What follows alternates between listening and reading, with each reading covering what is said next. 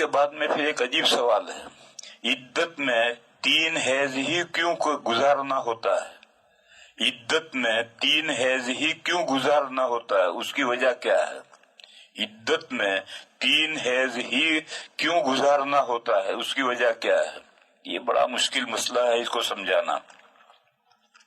سب سے پہلے تو یہ سمجھ لو کہ عدت میں 3 حیض کون کہتا ہے 3 حیض؟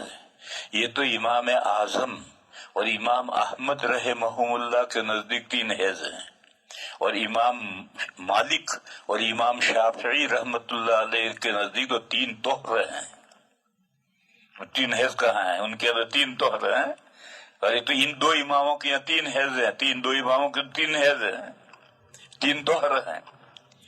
اصل در ہے کہ اس سلسلے میں جو قرآن پاک میں آیت ہے وَالْمُطَلَّقَاتُ يَتَرَبَّصْنَ بِأَنفُسِهِنَّ ثَلَاثَةَ قُرُوء، تو قروء سے کیا مراد ہے؟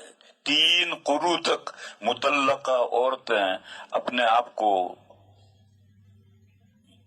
انتظار میں رکھیں، یہ تربص نہ انتظار کرتی رہیں 3 قروء تک۔ تو 3 قروء کیا ہیں؟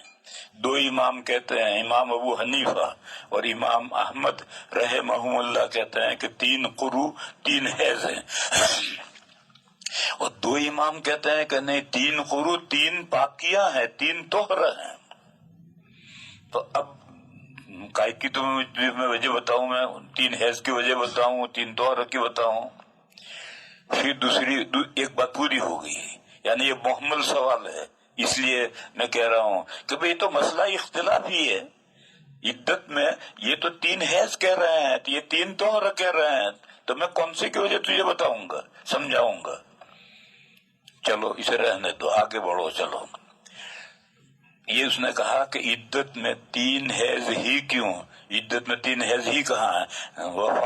وفات کی عدت تو 4 مہینے 10 دن ہے، وہ بھی تو عدت ہے۔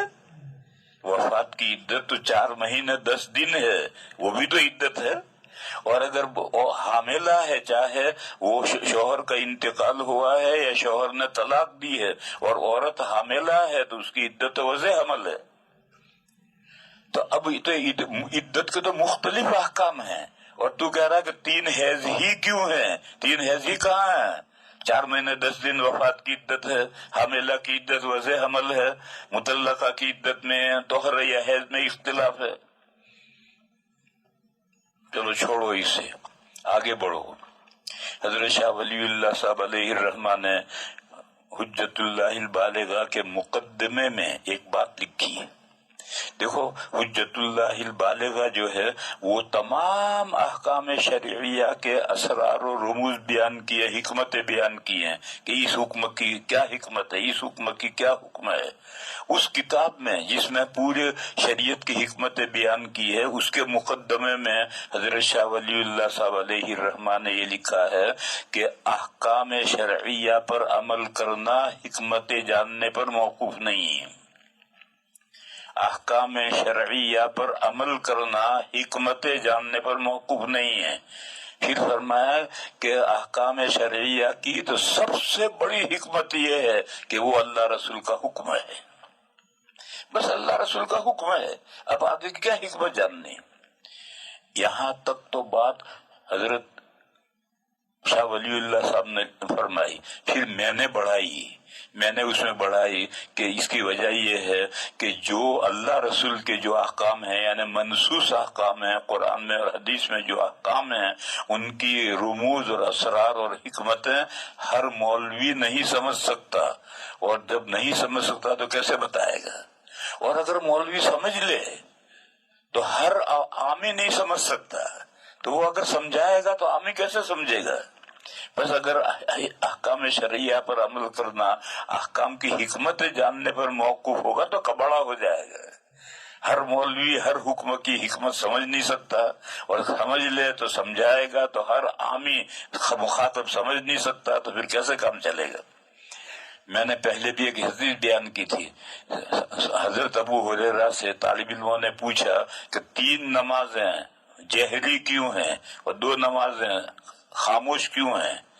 تو انہوں نے جواب دیا کہ جو نماز حضور نے ہمیں جہرن پڑھائی ہم جہرن پڑھاتے ہیں، جو سرن پڑھائی ہم سرن پڑھاتے ہیں، क्यों का जवाब नहीं दिया, वाई का जवाब नहीं दिया।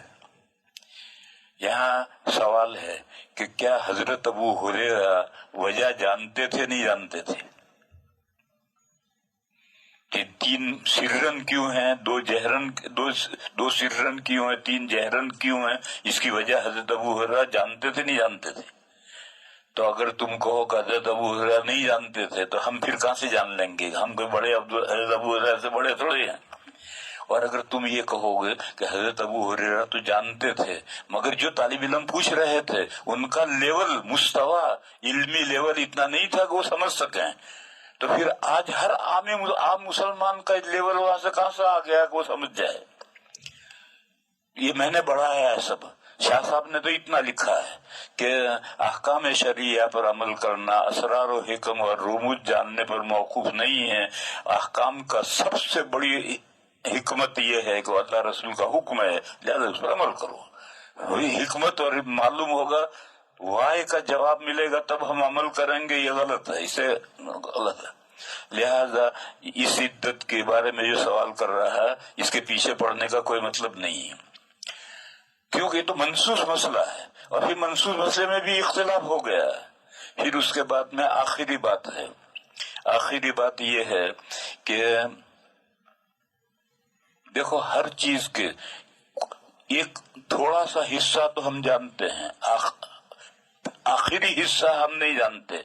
ऐसा होता है जैसा हम अल्लाह की सिफात हैं, अल्लाह की जो सिफात हैं वो सब बंदों की सिफात के जरिए से बयान की गई हैं, बस हम उनको एक हद तक समझ सकते हैं, आखिर तक नहीं समझ सकते। जैसे अल्लाह ताला ने कायनात पैदा की, आसमान और जमीन पैदा किए 6 दिनों के अंदर, और फिर अल्लाह ताला तख्त शाही पर जमकर बैठे। तो अब तख्त शाही पर जमकर बैठे, इसका एक हद तक हम समझ सकते हैं कि अल्लाह जैसे हुमायूं मर गया तो बाबर तख्त नशीन हुआ, यानी पूरे मुल्क का कंट्रोल बाबर ने संभाला। अल्लाह ने कायनात पैदा करके तख्त शाही पर बैठे, यानी पूरी कायनात का कंट्रोल संभाला। युदब्बिरुल अम्र, पूरी मामलात का इंतजाम अल्लाह कर रहे हैं। मा लकुम मिन दुनिही मिन शफी, अल्लाह के यहाँ कोई सिफारिश नहीं है इजाजत के बगैर। लेकिन अब एक अल्लाह के बैठने की कैफियत क्या है कि अल्लाह अर्श पर कैसे बैठा, इसको नहीं समझ सकता कोई। तो एक हद तक समझ सकते हैं, उससे आगे नहीं समझ सकते। और आगे मिसाल लो, देखो पहली सूरत में हुरूफ मुक़त्तआत आए, अलिफ लाम मीम, हम सब जानते हैं कि हुरूफ हिजा हैं, अल्फाबेट हैं, अरबी के अल्फाबेट हैं, और सारे कलेमात इन्हीं अल्फाबेट से बनते हैं। लेकिन फिर अल्फाबेट में माना के भी फर्क पड़ते हैं, अगर अल्फाबेट बदल जाए तो माना भी बदल जाते हैं, और उसका मदार है इन अल्फाबेट के भी माना है, इसलिए ये अल्फाबेट बदलेंगे। मसलन नफज़ा, नफखा, नफसा, तो नून और फा तो तीनों में रहे और तीसरा लफ्ज बदलता रहा, लिहाजा माना बदल गए। तो ये माना कैसे बदल गए, उन अल्फाबेट के भी माना है। तो अब ये नहीं जानते, हम इतना तो जानते हैं कि इन्हीं हुरूफ हिजा से अलिफ बाता जो कायदे बगदादी में पढ़ाते हैं उसी से तमाम कलिमात बनते हैं।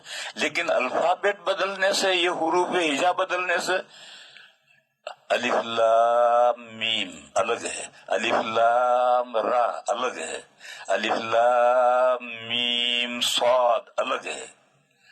ये अल्फाबेट बदल गए तो अलग है। अब वो उन अल्फाबेट के बदलने से क्या माना बदले, वो हम नहीं, वहां तक नहीं पहुंचते, वहां तक हम नहीं पहुंच सकते। तो बहुत सी चीजें हैं कि जिनको एक हद तक हम जानते हैं, उससे आगे नहीं हम जानते।